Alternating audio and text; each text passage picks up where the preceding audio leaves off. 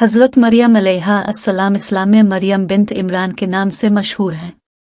मरियम अलैहा अस्सलाम हज़रत ज़िक्रिया अलैहि अस्सलाम के घर में अदा हुआ पतला।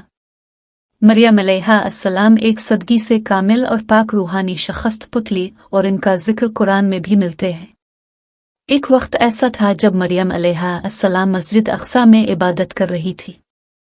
वो इन पर इन्हें जिब्राइल अलैहि अस्सलाम का ज़ाहिर होना हुआ, जो अल्लाह के हुक्म से इनको बशारत देना आए।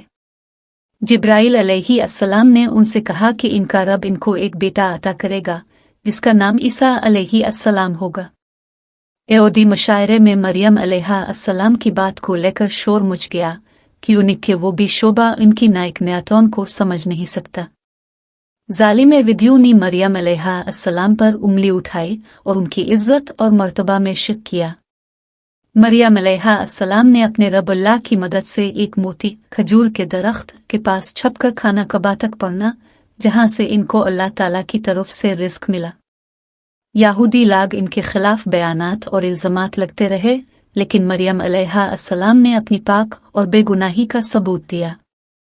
आखिरकार मरियम अलैहा अस्सलाम ने अपने बच्चे ईसा अलैहि अस्सलाम को अदा किया, जो बाद में नबी, पैगंबर और मसीह के रूप में मशहूर हुआ।